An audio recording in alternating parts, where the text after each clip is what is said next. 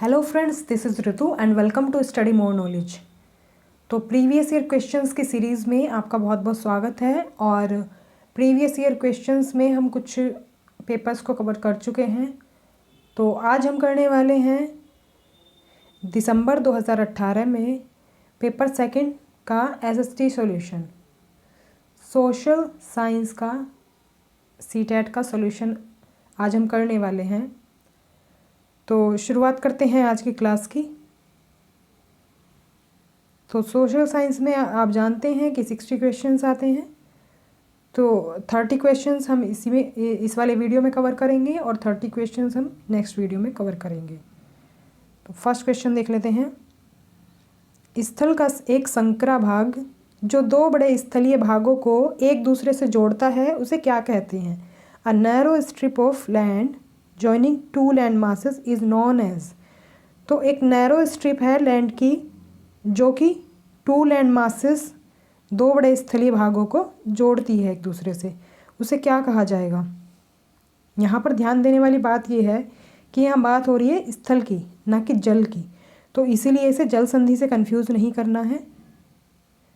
तो यहाँ पर आंसर हो जाएगा स्थल संधि। कहीं कहीं भूसंधि भी लिखा होता है, तो आप इंग्लिश में देख सकते हैं, इस्थमस कह देंगे हम इसे। तो फर्स्ट ऑप्शन करेक्ट हो जाएगा। दो बड़े लैंड मासेस हैं, जैसे इधर है एक और ये इधर है।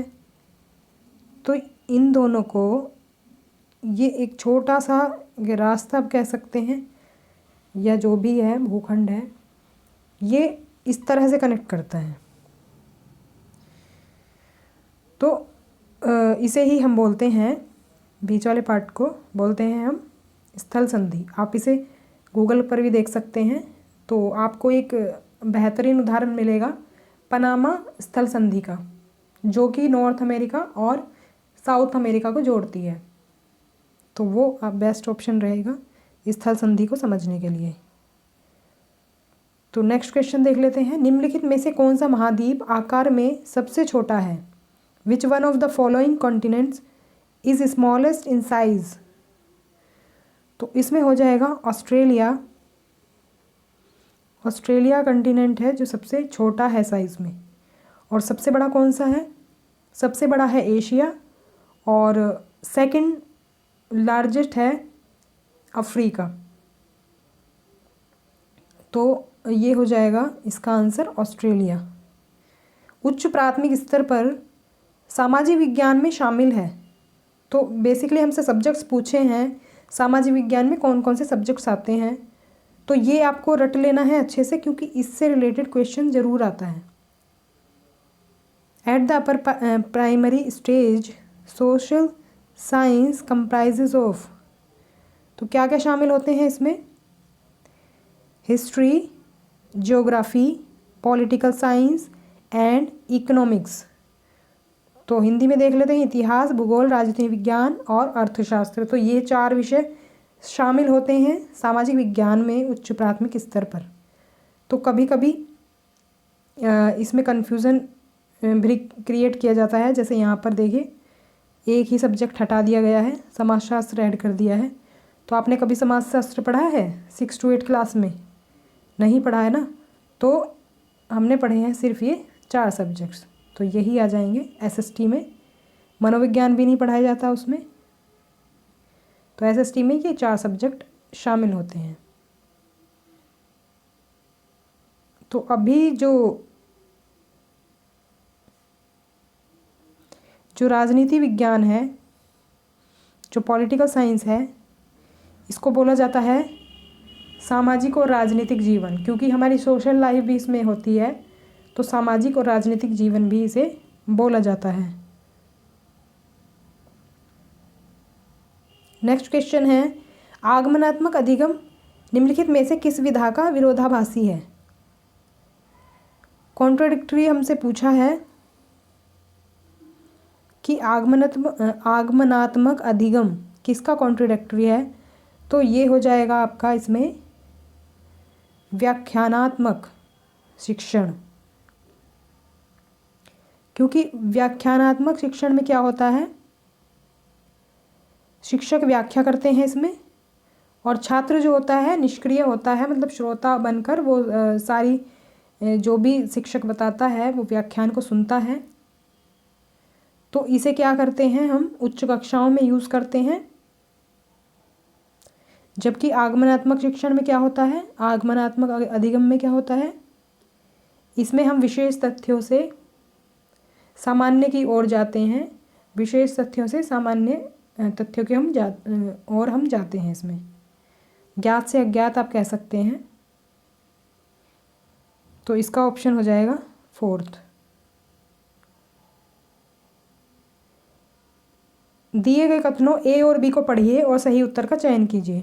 आलोचनात्मक सोच धारणाओं के निर्माण तथा विचारों के अनुप्रयोग और विस्तार को बढ़ावा देती है। पहला ये ऑप्शन है,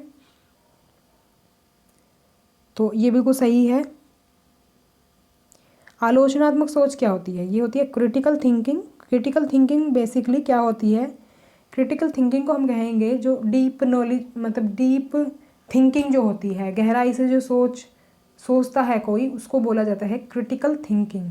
गहराई में सोचना, बिल्कुल किसी भी जो भी किसी चीज़ का पहलू है उसको बिल्कुल जड़ तक समझना, बिल्कुल गहराई में सोचना, डीप थिंकिंग हम कह सकते हैं इसको। तो ये होता है क्रिटिकल थिंकिंग, आलोचनात्मक सोच। तो ये धारणाओं के निर्माण तथा विचारों के अनुप्रयोग और विस्तार को बढ़ावा देती है। जब कोई डीप सोचेगा, मतलब गहराई से सोचेगा, तो वो विचारों का विस्तार करेगी। सेकंड है, यह दूसरों के तर्कों और विश्वासों को समझने और मूल्यांकन करने में मदद नहीं करती। तो इसका बिल्कुल अपोजिट होता है। तो ये सेकंड ऑप्शन रॉन्ग हो जाएगा। तो इसका आंसर होगा ए सत्य है और बी असत्य। तो इसमें 4th ऑप्शन करेक्ट होगा। अनुभवजन्य साक्ष्य क्या है? What is an empirical evidence? तो अगर आप इस शब्द की बात करें तो ये इसमें कुछ क्वेश्चंस आए हुए हैं सीटेट प्रीवियस ईयर्स में। तो ये वैसे आपको पता होना चाहिए इसके बारे में, ये है क्या चीज़। तो इसके बारे में आपको बता दूं मैं। इसके अंदर बेसिकली क्या होता है, जो हम सेंसेस के थ्रू जो हम एक्सपीरियंस लेते हैं, जो चीज़ों को एनालाइज करते हैं, सेंसेस के थ्रू जो एक्सपीरियंस करते हैं हम, रियल जो वर्ल्ड है उसका जो भी हम एक्सपीरियंस लेते हैं सेंसेस के थ्रू, मतलब इंद्रियों के थ्रू हमारी, जैसे कि हम आँखों से देखते हैं कोई चीज़ या फिर कानों से सुनते हैं। तो इंद्रियां क्या होती हैं, हमारी 5 इंद्रियां होती हैं, ये तो सभी को पता है। तो इनके थ्रू हम जो भी एक्सपीरियंस लेते हैं रियल लाइफ का, रियल वर्ल्ड का, वो कहलाता है एम्पेरिकल एविडेंस। तो इसमें कौन सा ऑप्शन इस तरह का दिया हुआ है, ये है 4th ऑप्शन। इंद्रियों के माध्यम से वास्तविक दुनिया में एकत्रित आंकड़े।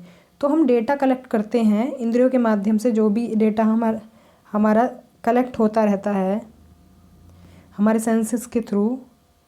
मान लीजिए कोई घटना हमने देखी तो वो हमारे माइंड में बिल्कुल सेट हो गई। तो हमने आँखों से तो देखा ना उसे, कानों से सुना, तो वो हम सेंसेस के थ्रू एक्सपीरियंसेस लेते हैं और आंकड़े मतलब हमारे एकत्र करते हैं हम अपने सेंसेस के थ्रू।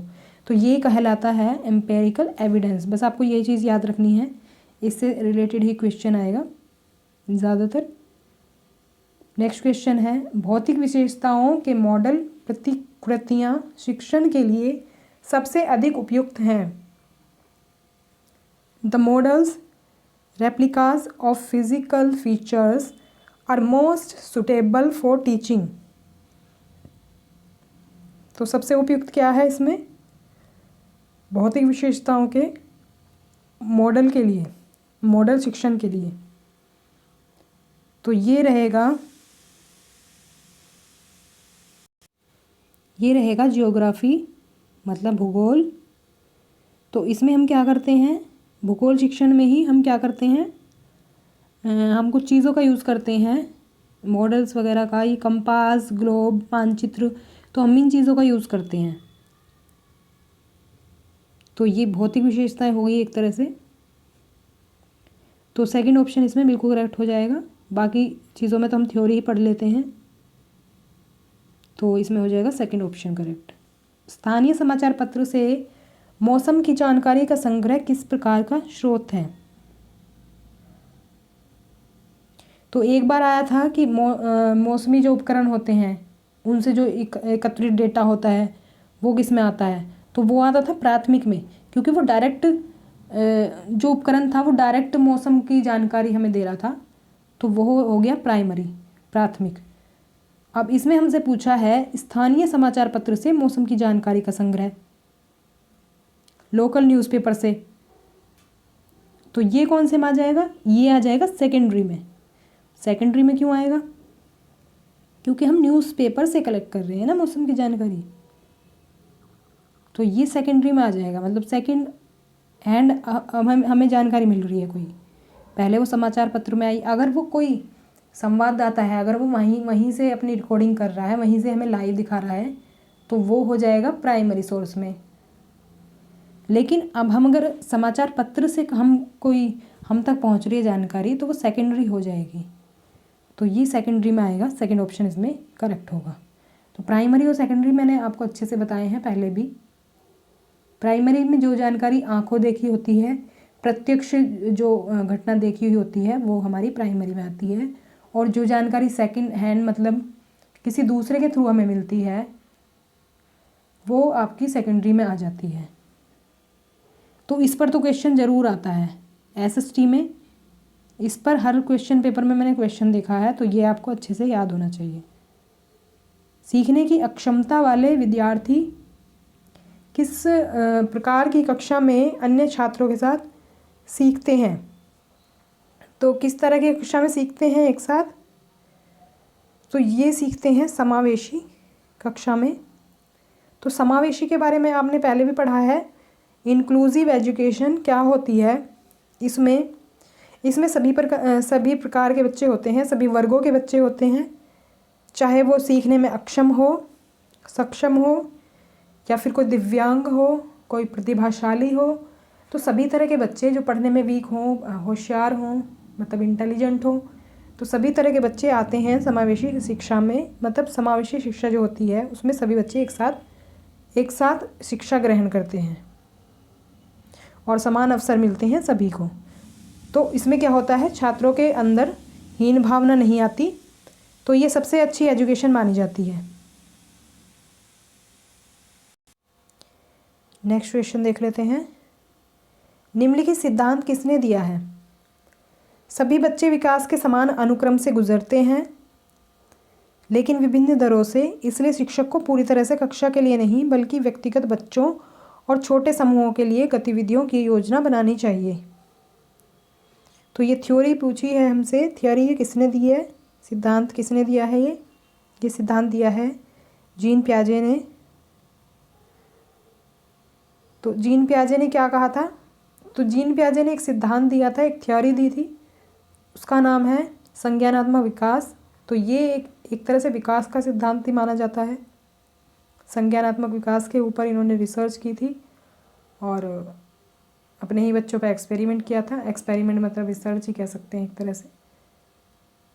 तो ये संज्ञानात्मक विकास मतलब कॉग्निटिव डेवलपमेंट के नाम से इनकी थ्योरी फेमस है और इन्होंने मानसिक क्रियाओं को काफ़ी महत्व दिया था। इनके अकॉर्डिंग जैसे जैसे बच्चे की आयु बढ़ती जाती है, मतलब वो जैसे जैसे मैच्योर होता जाता है, परिपक्वता उसकी बढ़ती है, उसका कार्य क्षेत्र भी बढ़ता है, मतलब उसका कार्य का दायरा बढ़ता है, उसका सोचने का दायरा बढ़ता है।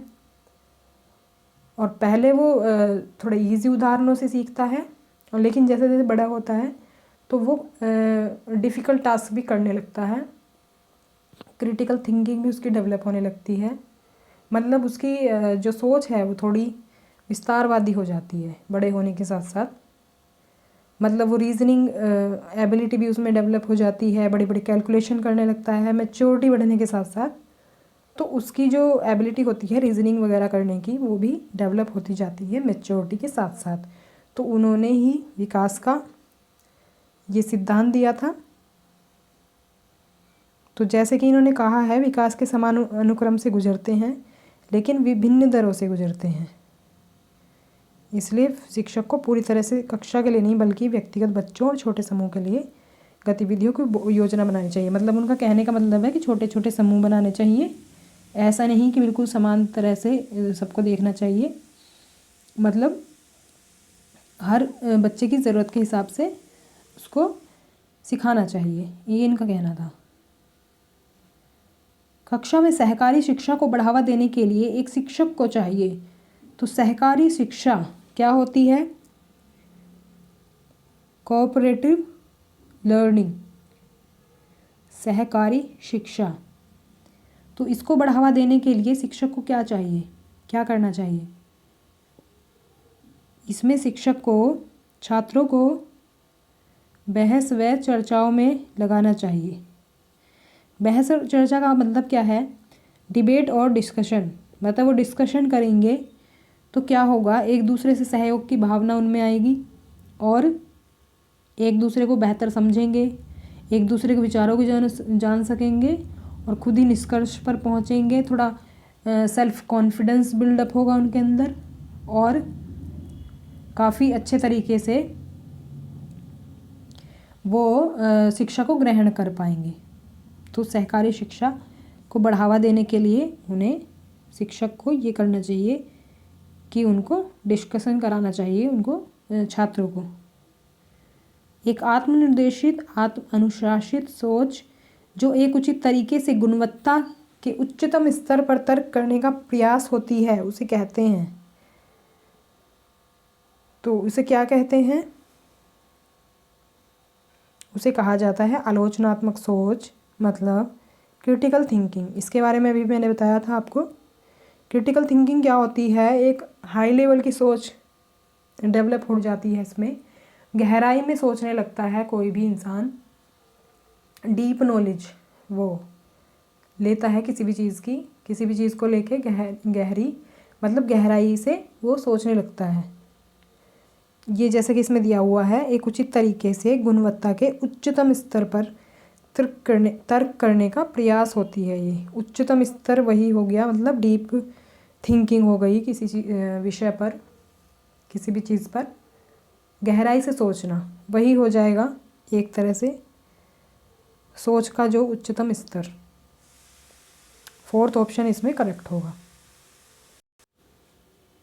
नेक्स्ट क्वेश्चन है, अजंता गुफा चित्रों में इस्तेमाल किए गए रंग निम्नलिखित में से किस सामग्री से प्राप्त किए गए हैं? तो इसका आंसर हो जाएगा पौधे और खनिज। तो जो अजंता की गुफा है उसमें जो इस्तेमाल किए गए थे रंग, जो हज़ारों साल पहले ये बनाई गई थी, तो इसमें इस्तेमाल किया था पौधे और खनिज का इस्तेमाल किया गया था। तो आपको ये जानकर हैरानी होगी कि अजंता की गुफाओं के जो चित्र हैं उनकी चमक आज हज़ारों साल के बाद भी वैसी की वैसी है। अब जो कि उनको नेचुरल चीज़ों से प्राप्त किया गया था, पौधों और खनिजों से लिए गए थे, फिर भी उनकी चमक ऐसी की ऐसी है। और ये भित्ति चित्रों के लिए प्रसिद्ध है अजंता की गुफाएं, और इसमें बौद्ध धर्म से संबंधित चित्र मिलेंगे आपको। तो ये बहुत ही अच्छी चीज़ है। नेक्स्ट क्वेश्चन देख लेते हैं। सबसे पुरानी पांडुलिपियाँ डैश पर लिखी गई थी।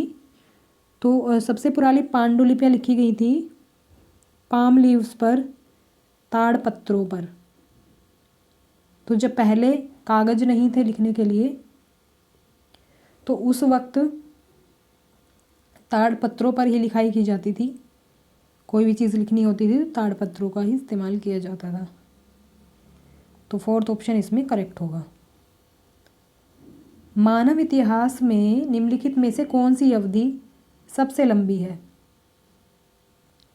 तो सबसे लंबी अवधि होगी पूरा पाषाण काल। तो पूरा पाषाण काल सबसे स्टार्टिंग का आप काल मान सकते हैं, स्टार्टिंग में था ये, और इसमें पत्थर के औजार बनाना स्टार्ट हुआ था जब धातु का ज्ञान नहीं था मानव को। तो उस वक्त पत्थर के औजार बनाए जाते थे और उनका इस्तेमाल किया जाता था शिकार करने के लिए और पेड़ों से फल फ्रूट तोड़ने के लिए।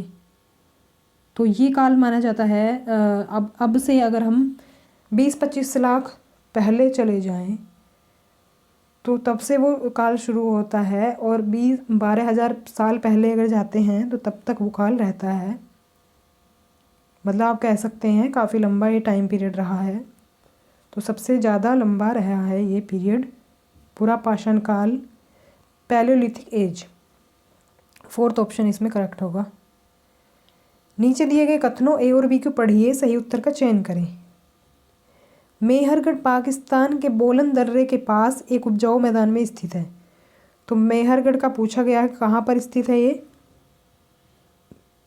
तो ये बोला गया है मेहरगढ़ है पाकिस्तान में।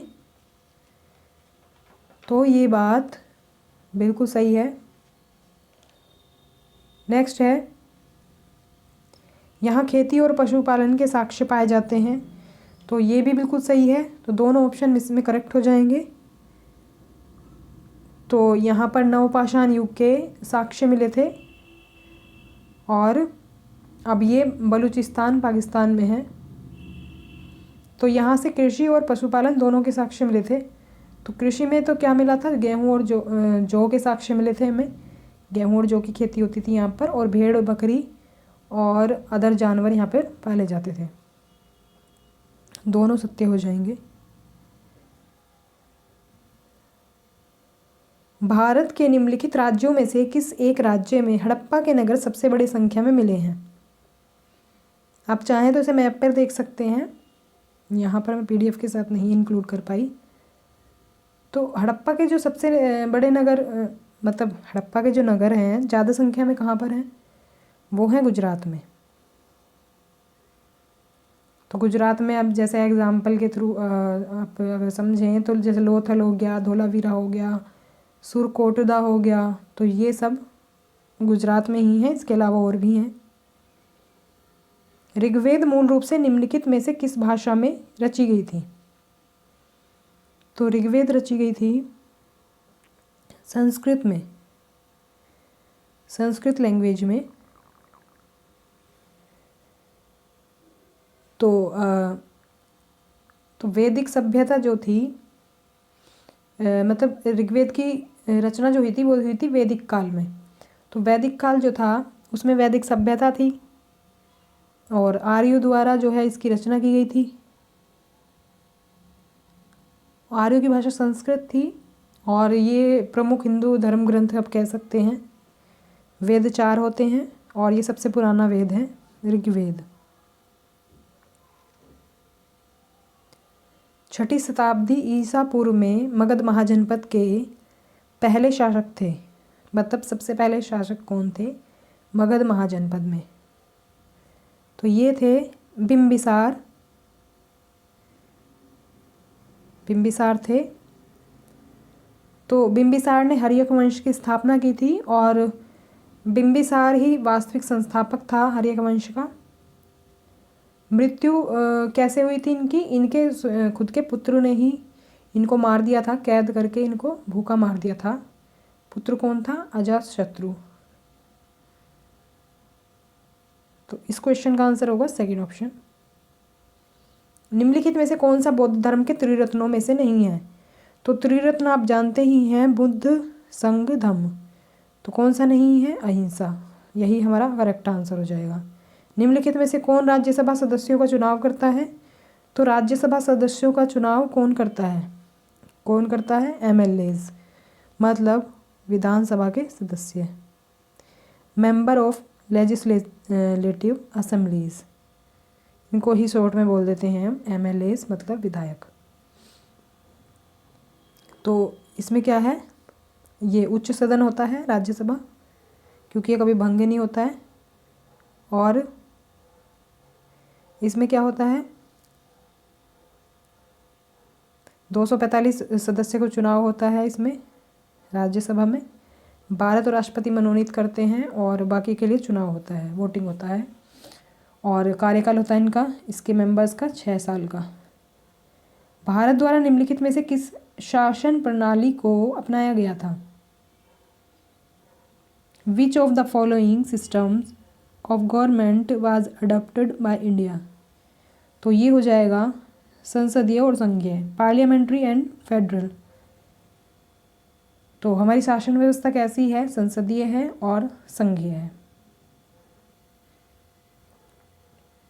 इनका मतलब वही है कि संसद है हमारे यहाँ पर संसद भी है और संघ सरकार में सारी शक्ति निहित है, तो इसका मतलब होता है संघीय सरकार। जातियों के लिए कितने संसदीय निर्वाचन क्षेत्र आरक्षित हैं? तो कितने आरक्षित हैं? ये हैं 84।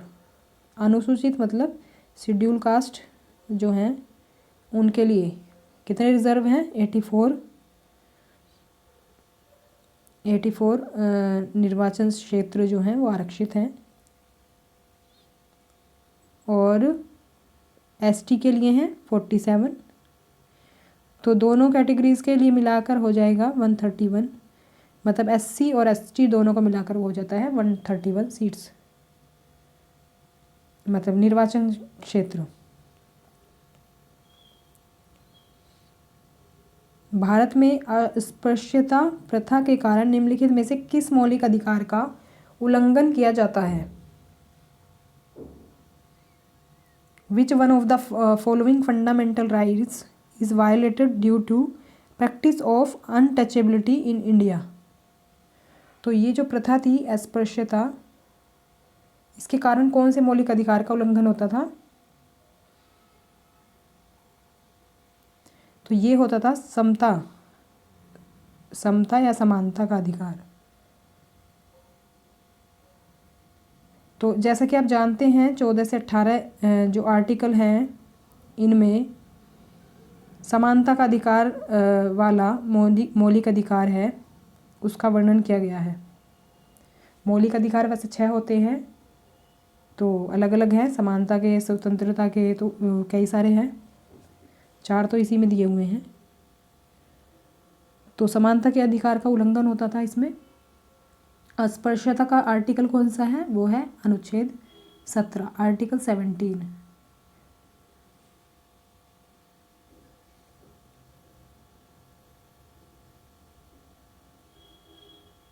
भारत के संविधान के अनुसार निम्नलिखित में से कौन सा मौलिक अधिकार नहीं है? तो मौलिक अधिकार कौन सा नहीं है? ये नहीं है संपत्ति का अधिकार, तो ये पहले फंडामेंटल राइट था, लेकिन इसको अबॉलिश कर दिया कौन से संशोधन के द्वारा? 44 संविधान संशोधन के द्वारा इसे अबॉलिश कर दिया, हटा दिया गया मूल अधिकार से। अब ये कानूनी अधिकार है, तो 1978 में ये अबॉलिश किया गया था। नेक्स्ट है अस्पृश्यता के आधार पर भेदभाव को संदर्भित करती है। तो किस आधार पर अनटचेबिलिटी होती है यहाँ पर हमारी कंट्री में? तो हमारी कंट्री में अनटचेबिलिटी होती है, अस्पृश्यता होती है जाति के आधार पर। मतलब ये कहा जाता है कि तुम ऊंची जाति के हो, तुम नीची जाति के हो, तो इस तरह से भेदभाव किया जाता है, जो कि गलत है। तो सेकंड ऑप्शन इसमें सही होगा। मुख्यमंत्री को कौन नियुक्त करता है? Who appoints the chief minister? तो ये अपॉइंट करते हैं, तो मुख्यमंत्री की बात की जा रही है यहाँ, सीएम की बात की जा रही है, तो ये अपॉइंट करते हैं राज्यपाल। तो राज्यपाल जो होते हैं राज्य कार्यपालिका का वास्तविक प्रधान होते हैं, नहीं सॉरी, वास्तविक प्रधान होते हैं सीएम, जैसे केंद्र में होता है। केंद्र मतलब जैसे केंद्र में बोलें तो हम वास्तविक प्रधान बोलेंगे पीएम को, मतलब प्रधानमंत्री जी को, लेकिन नाम मात्र का कौन होता है? राष्ट्रपति होते हैं। इसी तरह से स्टेट में होता है, स्टेट में नाम मात्र के प्रधान कौन होते हैं? राज्यपाल। और रियल जो है प्रधान है, वास्तविक प्रधान जो हैं, जिनके में सारी शक्तियाँ निहित होती हैं, वो होते हैं सीएम। केंद्र में पीएम और स्टेट में सीएम। तो जो पोजीशन राष्ट्रपति की होती है केंद्र में, वही पोजीशन राज्यपाल की होती है स्टेट में। तो ये आर्टिकल 163 में है राज्यपाल के बारे में, कि राज्यपाल नियुक्ति करते हैं मुख्यमंत्री की। तो इनका चुनाव किस तरह होता है? आम चुनाव के बाद नियुक्ति होती है इनकी, सीएम की। और सीएम अगर त्यागपत्र दे देते हैं या फिर बर्खास्त कर दिए जाए, तो फिर भी सीएम को नियुक्ति किया जाता है। तो ये सीएम की नियुक्ति का प्रोसेस होता है पूरा। नेक्स्ट क्वेश्चन है, राज्यपाल को कौन नियुक्त करता है? अब सीएम को तो राज्यपाल नियुक्त करते हैं, राज्यपाल को क्यों कौन नियुक्त करता है? तो राज्यपाल को करते हैं राष्ट्रपति, क्योंकि राज्यपाल जो है वो केंद्र का ही प्रतिनिधि होता है, एक तरह से हम कह सकते हैं। तो राष्ट्रपति ही इसे नियुक्त करते हैं राज्यपाल को, और राज्यपाल प्रसाद पर्यंत काम करता है। प्रसाद पर्यंत होता है मतलब राष्ट्रपति चाहेंगे तो काम करेंगे राज्यपाल, नहीं तो अगर राष्ट्रपति मतलब किसी कारण से उनको हटाते हैं, कोई उन पर आरोप लगाता है, तो राष्ट्रपति उनको हटा सकते हैं पद से। तो राज्यपाल की नियुक्ति करते हैं राष्ट्रपति। अभी प्रेजेंट राज्यपाल की बात करें यूपी में तो आनंदीबेन पटेल हैं। ऐसे ही हर राज्य के राज्यपाल होते हैं, और ये होते हैं मंत्रिपरिषद की सलाह पर ये काम करते हैं, राज्य मंत्रिपरिषद की सलाह पर। तो बढ़ते हैं नेक्स्ट क्वेश्चन की तरफ। प्रधानमंत्री का चुनाव कौन करता है? तो प्रधानमंत्री का चुनाव होता है सांसदों के द्वारा, एमपीज के द्वारा। तो जो आम चुनाव होते हैं उनके आधार पर सांसद चुने जाते हैं, और फिर भी ये सांसद लोकसभा में करते हैं चुनाव अपने प्रधानमंत्री का बहुमत के द्वारा। फिर राष्ट्रपति इनको नियुक्त करते हैं, जो कि प्रेजेंट टाइम में आप जानते ही होंगे मोदी जी हैं। और चलिए बढ़ते हैं नेक्स्ट क्वेश्चन की तरफ। निम्नलिखित में से किसको भारत का पहला नागरिक कहा जाता है? तो ये कहा जाता है राष्ट्रपति को। तो प्रेजेंट में कौन है राष्ट्रपति? रामनाथ कोविंद हैं, जो कि 14th प्रेसिडेंट हैं हमारे। और सेकंड सिटीज़न किसे कहा जाता है? सेकंड सिटीज़न कहा जाता है उपराष्ट्रपति को। तो ये थे आज के क्वेश्चंस प्रीवियस ईयर के। नेक्स्ट पार्ट इसका हम बाकी 30 क्वेश्चन जो बचे हैं वो हम नेक्स्ट पार्ट में करेंगे। सो थैंक्स फॉर वॉचिंग, मिलते हैं नेक्स्ट क्लास में।